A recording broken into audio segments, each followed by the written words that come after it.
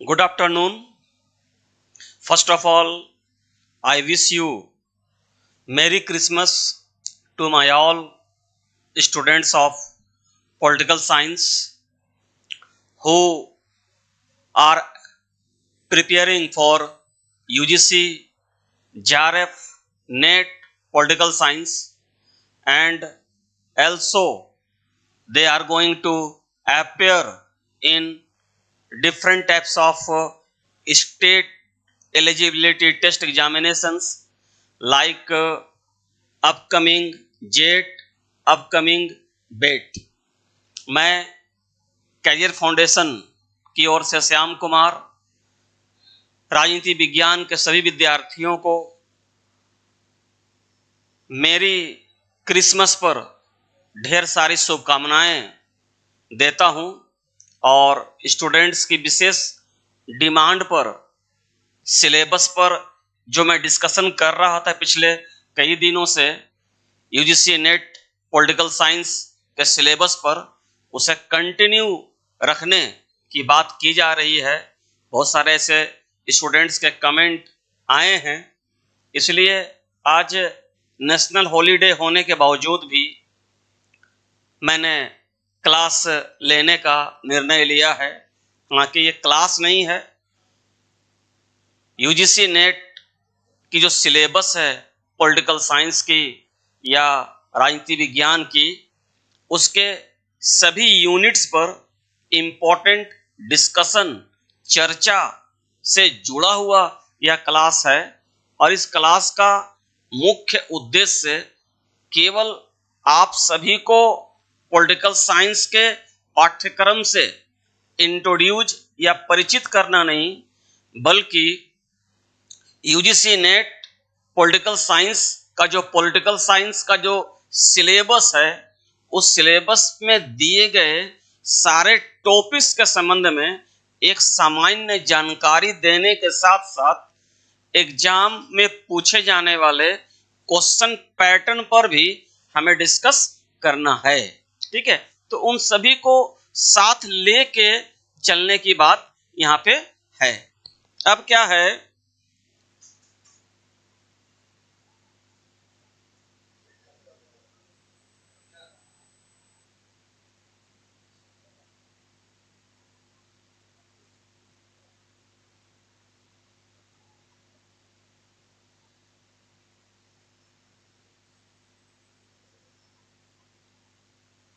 फिर से लेना है क्या? चलिए ठीक। तो मैं बात कर रहा था कि पॉलिटिकल साइंस के यूजीसी नेट सिलेबस पर आज हम लोग इंडियन फॉरेन पॉलिसी पर डिस्कस करेंगे। आप पॉलिटिकल साइंस के यूजीसी नेट का सिलेबस आप देखेंगे तो 2019 के बाद जो बदलाव किया गया है पॉलिटिकल साइंस के सिलेबस में, वहां पर इंडिया को या इंडियन पॉलिटिकल सिस्टम को ज्यादा फोकस किया गया है। अब देखेंगे कि 4 यूनिट में इंडिया को फोकस किया गया है, चाहे वह इंडियन गवर्नमेंट सिस्टम हो, इंडियन पब्लिक पॉलिसी हो, इंडियन फॉरेन पॉलिसी हो, इंडियन पॉलिटिकल इंस्टीट्यूशंस हो। इससे पहले इंडिया से रिलेटेड, भारत से रिलेटेड केवल 2 यूनिट होते थे, अब हमारे 4 यूनिट है। यानी कि अगर आप यूजीसी नेट पॉलिटिकल साइंस की तैयारी सच में गंभीरता पूर्वक कर रहे हैं और उसके साथ ही साथ आप झारखंड में असिस्टेंट प्रोफेसर बनने की दौड़ में खुद को शामिल समझते हैं, या बिहार में होने वाले असिस्टेंट प्रोफेसर के लिए बेट जैसी परीक्षाओं के लिए जो वैकेंसी रिक्तियां क्लियर हो गई है पटना हाई कोर्ट के निर्णय के बाद, अगर इन दोनों राज्यों में असिस्टेंट प्रोफेसर बनने की दौड़ में आप खुद को शामिल करते हैं तो भारत को ज्यादा फोकस करना होगा आपको।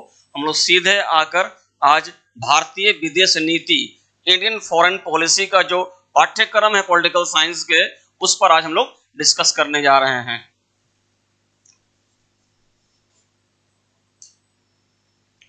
ये है आपका सिलेबस।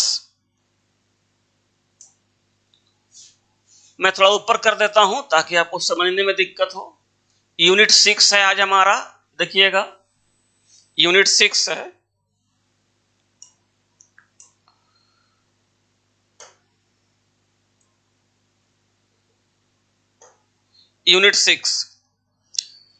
यूनिट 6 में आप देखेंगे इंडिया फॉरेन पॉलिसी, भारत की विदेश नीति है ना, भारत की विदेश नीति। हालांकि यह पाठ्यक्रम यूजीसी नेट पॉलिटिकल साइंस का है, लेकिन ये सारे टॉपिक्स आपको बिहार में असिस्टेंट प्रोफेसर बनने के लिए और झारखंड में असिस्टेंट प्रोफेसर बनने के लिए भी ये सारे टॉपिक्स आपको पढ़ने हैं। ठीक है, तो ओवरऑल देखा जाए तो देखिएगा लिखता क्या है, perspectives on India foreign policy, यानी भारत की विदेश नीति के संदर्भ में आपको पढ़ना है India's identity as a post colonial development. इसका मतलब होता है कि भारतीय विदेश नीति के संदर्भ में आपको भारतीय विदेश नीति की पहचान पढ़ना है। किस रूप में? पोस्ट कॉलोनियल का मतलब होता है उत्तर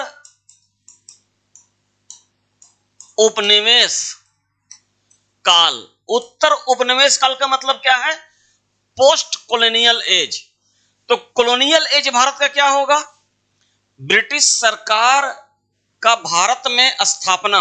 अगर आप 1757 की प्लासी की लड़ाई से लेकर चलते हैं 1947 तक, तो ये भारत का कॉलोनियल एज है, औपनिवेशिक राज्य है। लेकिन 1947 के बाद एशिया, अफ्रीका और लैटिन अमेरिका के सैकड़ों देश जब अपनी औपनिवेशिक सत्ता के चंगुल से बाहर निकलकर नवोदित राष्ट्रों के रूप में अस्तित्व में आए ना, तो वैसी स्थिति में इन देशों की विदेश नीति के निर्माण, विदेश नीतियों के निर्धारण और दुनिया के विकसित और विकासशील राष्ट्रों के साथ उनके संबंधों को लेकर ना एक नई जागृति पैदा हुई। उसी पर्सपेक्टिवली, उसी परिप्रेक्ष्य में हम भारत की उत्तर औपनिवेशिक विदेश नीति की चर्चा यहां करने के लिए सिलेबस में बोला जा रहा है। आप देखेंगे कुछ मैं एग्जांपल दे रहा हूं कि भारतीय संविधान का एक आर्टिकल ही है, आप सभी आर्टिकल 51 से परिचित होंगे। भारतीय संविधान के भाग 4 जिसमें राज्य के नीति निर्देशक सिद्धांत, डायरेक्टिव प्रिंसिपल्स ऑफ स्टेट का मेंशन है, उसका एक आर्टिकल है 51 जो लास्ट आर्टिकल है, अंतिम अनुच्छेद है। इस अनुच्छेद में कहा गया है कि भारत अंतर्राष्ट्रीय शांति सुरक्षा के लिए किए जाने वाले अंतर्राष्ट्रीय पहल समझौते का अनुपालन करेगा। यानी कि साफ तौर से आर्टिकल 51 भारत की विदेश नीति का एक सैद्धांतिक आधार प्रस्तुत करता है। और इस सैद्धांतिक आधार को माना जाए तो भारत अंतर्राष्ट्रीय शांति सुरक्षा के लिए यूएनओ के चार्टर में दिए गए जो भी प्रयास किए जाएंगे उस पर भारत अपनी महत्वपूर्ण भूमिका तय करेगा, सुनिश्चित करेगा। इसकी ओर भी इशारा आर्टिकल 51 करता है। दुनिया का कोई भी एक ऐसा देश नहीं है जो अपने देश के संविधान में अपनी विदेश नीति के संबंध में किसी तरह का आर्टिकल का मेंशन करता हो। केवल भारत ही एक ऐसा देश है। अगर हम कहें कि कॉलोनियल या पोस्ट कॉलोनियल एज, उत्तर औपनिवेशिक काल में भारत की विदेश नीति में क्या परिवर्तन आया, आप देखते हैं कि सेकेंड वर्ल्ड वॉर के बाद, अब गौर करेंगे क्वेश्चन कहां से आता है, सवाल उठता है कि यहां से क्वेश्चन कहां से आएगा। यहां से क्वेश्चन आएगा कि सेकेंड वर्ल्ड वॉर के बाद क्या हुआ कि यूरोप का जो ब्रिटेन था, जो अंतर्राष्ट्रीय राजनीति में नीति निर्धारक के रूप में अग्रणी भूमिका निभाता था। सेकेंड वर्ल्ड वॉर के बाद उसकी आर्थिक स्थिति ऐसी नहीं रही जिसके आधार पर वह अंतर्राष्ट्रीय राजनीति में एक नायक की भूमिका निभा सके। वही स्थिति फ्रांस, ब्रिटेन और जर्मनी की भी थी। ऐसी स्थिति में सेकेंड वर्ल्ड वॉर पूरी दुनिया बाइपोलर सिस्टम में बदल गई, यानी कि द्विध्रुवीकरण। और इस द्विध्रुवीकरण के एक पोल, एक ध्रुव में आपका सोवियत संघ था, जो वर्तमान में रसिया है।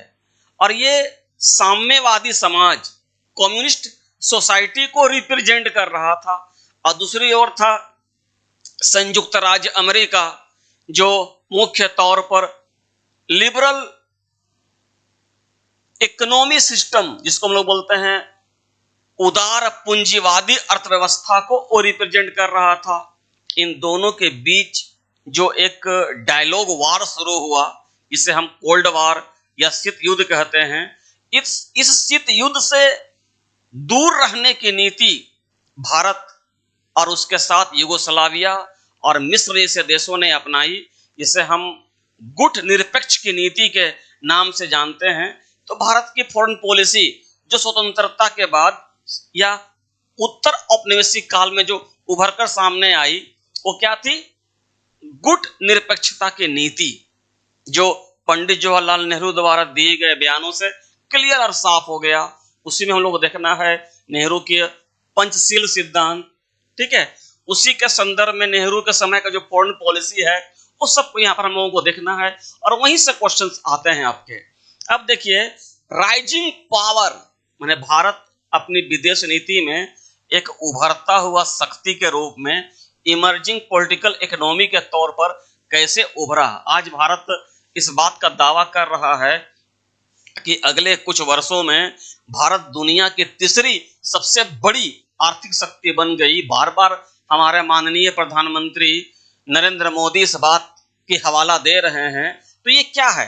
ये इमर्जिंग पॉलिटिकल इकोनॉमी को दर्शित करता है, जिसके पीछे जो कारण दिए जा रहे हैं, बताए जा रहे हैं, ठीक है। आज पूरी दुनिया में भारत की जो इमर्जिंग पॉलिटिकल इकोनॉमी की पूछ हो रही है, तो सारे चीजों से, चाहे वो ट्रेडिशनल पोर्शन हो, चाहे वह करंट पोर्शन हो, दोनों से कंबाइंड यूजीसी नेट और आपके झारखंड और बिहार में असिस्टेंट प्रोफेसर बनने के लिए जो पॉलिटिकल साइंस की एग्जामिनेशन होने जा रही है, उसमें सभी पार्ट से क्वेश्चन पूछे जाएंगे। अब एक पोर्शन देखिएगा, लिखता है continuity and change in India. Bharat में निरंतरता और परिवर्तन किस मामले में? फॉरेन पॉलिसी, विदेश नीति के मामले में। प्रिंसिपल्स, अब प्रिंसिपल्स का मतलब क्या हो गया? भारत की विदेश नीति की प्रिंसिपल्स यानी कि सिद्धांत अगर पढ़ना है तो हम लोग, इसका मतलब क्या है कि भारतीय विदेश नीति के सिद्धांत पढ़ना है तो एक चीज तो क्लियर है। पहला कि भारत संयुक्त राष्ट्र संघ के संस्थापक सदस्यों में एक है। यूएनओ के चार्टर पर हस्ताक्षर करने वाला भारत संस्थापक सदस्यों में एक राष्ट्र था। दूसरी बात कि भारत ने अमेरिका और रूस के बीच जो कोल्ड वार शुरू हुआ, शीत युद्ध, उस शीत युद्ध से अलग एक तीसरा गुट तैयार किया, इसे हम निर्गुट या गुट निरपेक्ष कहते हैं। तो भारतीय विदेश नीति के सिद्धांतों पर अगर चर्चा किया जाए तो एक नंबर हम लोग क्या देखेंगे? गुट निरपेक्षता की नीति। गुट निरपेक्षता की नीति हुआ, जैसे कि अंतर्राष्ट्रीय शांति और सुरक्षा की नीति हुआ, या फिर आप बोल सकते हैं कि हिंद महासागर में भारत की विदेश नीति के हितों को लेकर जो विदेश नीति तय हुई, यूएनओ में भारत की क्या भूमिका होगी उस मामले में। तो यहां पर यह देखना है कि भारत की विदेश नीति के प्रमुख सिद्धांत क्या हैं। एंड डिटरमेंट्स यानी कि भारतीय विदेश नीति के निर्धारक तत्वों में, ठीक है, मैंने बताया ना, नॉन एलिजमेंट मूवमेंट यानी कि गुट निरपेक्ष आंदोलन, ठीक है। तो भारत में गुट निरपेक्ष आंदोलन शुरू कहां से हुआ? वो हुआ आपका कोल्ड वॉर से दूर रहने की नीति के तौर पर भारत की विदेश नीति में गुट निरपेक्षता एक सबसे इंपॉर्टेंट कड़ी के तौर पर देखा जाता है। और इस शब्द का प्रयोग सबसे पहले नेहरू जी ने किया और 3 लोग, यानी कि आप देखेंगे कि भारत का नेहरू प्लस आप देखेंगे यूगोस्लाविया का कौन थे, यूगोस्लाविया के मार्शल टिट्टो, ठीक है, और यूगोस्लाविया के मार्शल टिट्टो, और एक थे मिस्र के कर्नल नासिर। ये तीनों गुट निरपेक्ष राष्ट्रों के संस्थापक राष्ट्र माने जाते हैं। और गुट निरपेक्ष आंदोलन की पहली बैठक यूगोस्लाविया की राजधानी बेलग्रेड में हुई। हालांकि वर्तमान में यूगोस्लाविया नाम का कोई देश नहीं है, ये कई छोटे छोटे राज्यों में बंट गया, जैसे बोस्निया है, हर्जगोविना है। अब सवाल ये उठता है कि आप देखेंगे नेट में एक बार क्वेश्चन पूछ दिया यहां से कि भारत की गुट निरपेक्ष आंदोलन जो है या गुट निरपेक्ष राष्ट्रों का मुख्यालय कहां है। अब सवाल उठता है कि 4 ऑप्शन दिए हुए थे, अब सही पूछा जाए तो गुट निरपेक्ष आंदोलन का कोई भी मुख्यालय अंतर्राष्ट्रीय स्तर पर कहीं नहीं है। हर 4 साल पर गुट निरपेक्ष आंदोलन की बैठक जिस राष्ट्र में होती है वही राष्ट्र उसका मेजबान बन जाता है। अब एक सवाल यह उठता है पॉलिटिकल साइंस में कि किसी भी अंतर्राष्ट्रीय स्तर पर संगठन का मुख्यालय का नहीं होना का मतलब क्या है। किसी भी अंतर्राष्ट्रीय संगठन की स्थापना अगर वैधानिक और किसी समझौते या संधि के द्वारा नहीं हुई हो तो उसका कहीं मुख्यालय नहीं होगा। यह एक कटसी है जो मैं आपके साथ डिस्कस कर रहा हूं, ठीक है। इस सब से भी क्वेश्चन आता है ना, केवल सिंपल क्वेश्चंस आपसे नहीं पूछे जाएंगे और आप ऐसे ही यूनिवर्सिटी और कॉलेजेस में असिस्टेंट प्रोफेसर नहीं बन जाएंगे। अब देखिए क्या है, ये हो गया। अब लिखता है historical background and relevance of non alignment. 1 minute मैं इसे साफ कर देता हूं पहले, तो समझाने में थोड़ा अच्छा लगेगा।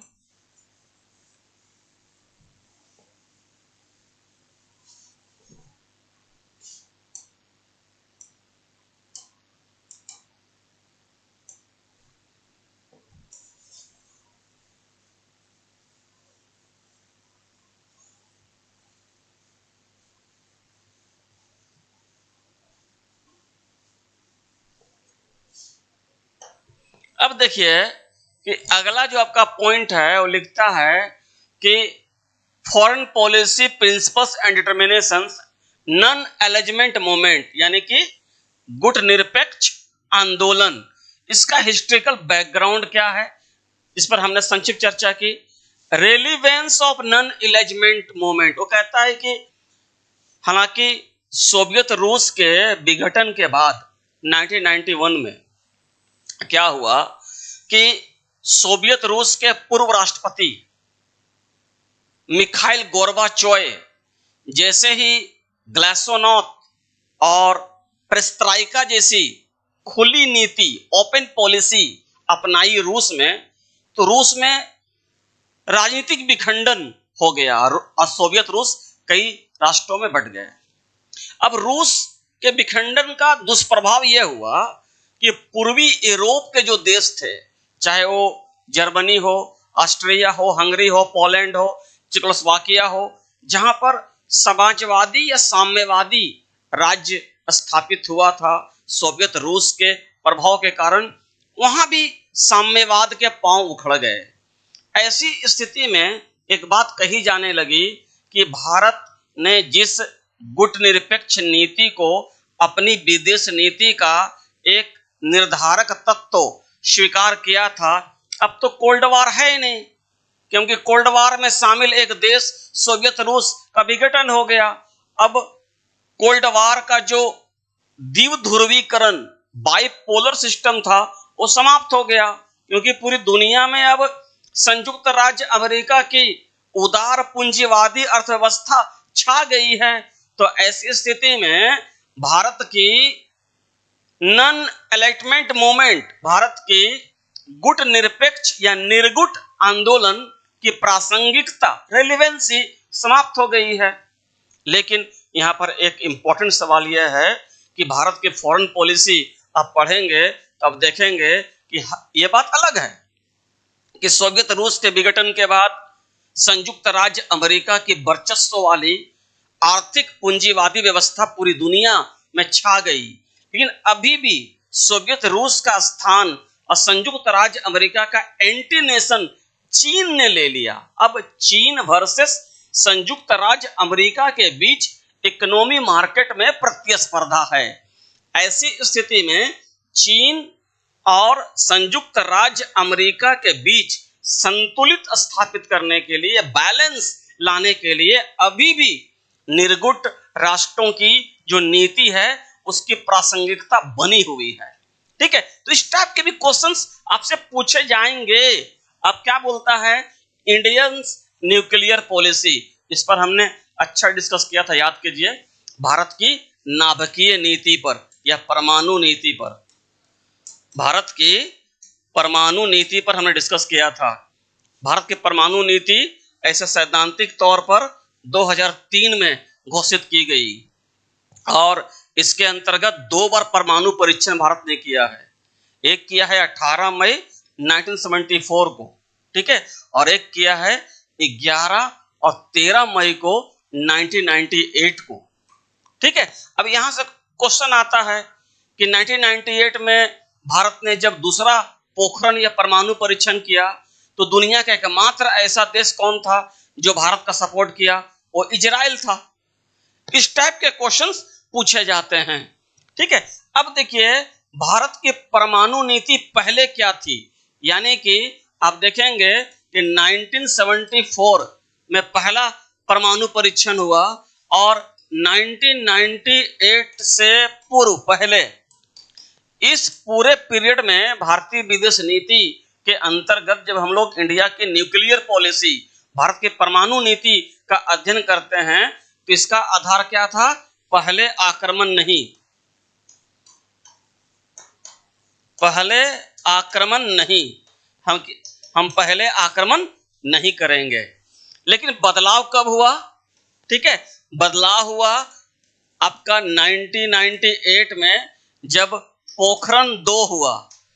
पोखरण 2 यानी कि दूसरी बार हमने जब परमाणु परीक्षण किए और भारत के बाद तुरंत पाकिस्तान परमाणु परीक्षण किया, तो उसी समय तत्कालिक रक्षा मंत्री, नाम याद होगा, मनोहर पर्रिकर, स्वर्गीय मनोहर पर्रिकर, जो बाद में गोवा के मुख्यमंत्री भी बने थे, इन्होंने इस नीति में बदलाव किया और कहा कि पहले आक्रमण नहीं करने का अर्थ यह नहीं है कि कोई भारत पर परमाणु आक्रमण करने की योजना बना रहे हो और हम इस बात की प्रतीक्षा करेंगे कि वह हम पर पहले आक्रमण करे, उसके बाद हम आक्रमण करेंगे।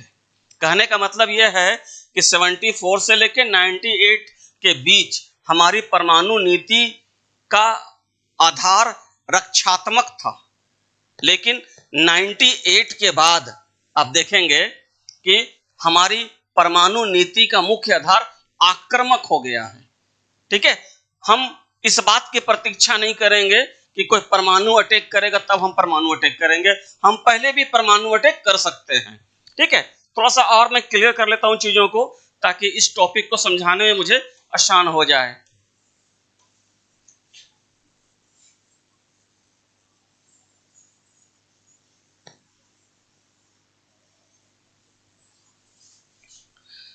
हम लोग केवल सिलेबस पर डिस्कस नहीं कर रहे हैं, बल्कि सिलेबस के सभी इंपॉर्टेंट टॉपिक्स पर चर्चा करने के साथ साथ हम ये भी देख रहे हैं कि हमें किस टाइप के क्वेश्चंस पूछे जाएंगे यूजीसी नेट पॉलिटिकल साइंस के एग्जामिनेशन में, या फिर आगामी झारखंड में असिस्टेंट प्रोफेसर की तैयारी के लिए जेट में, या फिर बिहार में असिस्टेंट प्रोफेसर बनने के लिए बेट में।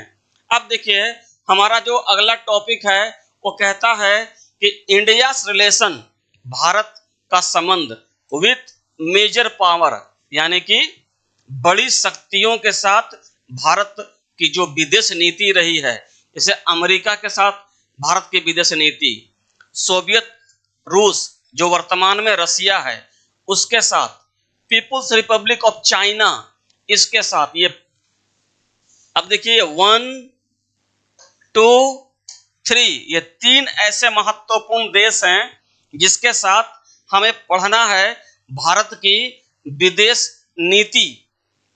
भारत की विदेश नीति हमें पढ़ना है।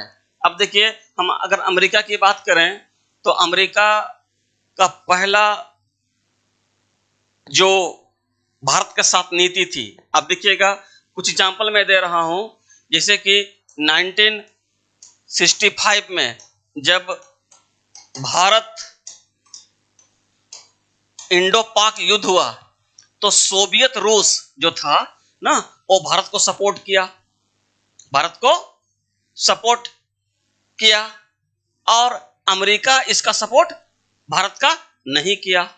अब देखिएगा कि अब एक बार और देख लीजिए 1962 में जब भारत चीन युद्ध हुआ तो ऐसी स्थिति में चीन में भी साम्यवादी राज्य था और रूस में भी साम्यवादी राज्य था, तो रूस भारत का साथ नहीं दिया, उतना सहयोग नहीं किया, लेकिन अमेरिका ने भारत का सहयोग किया।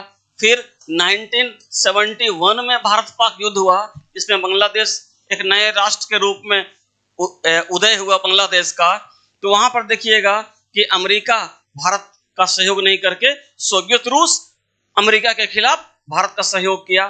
तो इन उदाहरणों के माध्यम से हम ये समझने का प्रयास करते हैं कि भारत की विदेश नीति इन महाशक्तियों के साथ किस रूप में है। वर्तमान में तो स्थिति ऐसी है, नरेंद्र मोदी की सरकार की विदेश नीति की अगर हम बात करें तो या तो वर्तमान का रसिया हो या संयुक्त राज्य अमेरिका हो या फिर चाइना हो, ठीक है। इन तीनों महाशक्तियों से भारत की विदेश नीति का एक तुलनात्मक अध्ययन किया जाए तो आप इसी नतीजे पर पहुंचेंगे कि रसिया जो यूएनओ के सुरक्षा परिषद का सदस्य है और ये भी है और चाइना भी है, ये तीनों है, चाइना भी है, लेकिन चाइना भारत के मामले में हमेशा अकेला पड़ता है।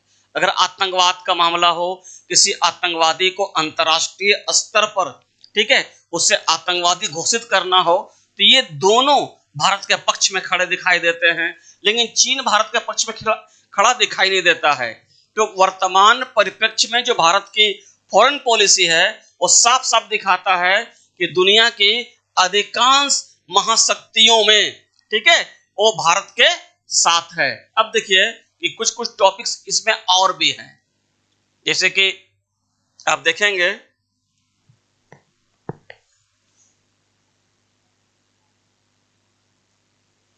जैसे कि India's emergence with the multipolar world, यानी कि बहुराष्ट्रीय दुनिया में भारत की भूमिका, India's relations with European Union, ठीक है, यूरोपीय यूनियन के साथ भारत का रिलेशन, ब्रिक्स के साथ, एशियान के साथ, संघाई कोऑपरेशन के साथ, इसके बाद African Union, Southern Indian relations, ठीक है, नाइबरहुड जैसे कि सार्क के साथ, Gujarat doctrine, look east policy, east look east policy, इन सभी इंपॉर्टेंट पहलुओं पर हम लोग कल डिस्कस करेंगे, ठीक है, और बहुत इंपॉर्टेंट जानकारियों पर भी हम लोग चर्चा करेंगे आप सभी के साथ।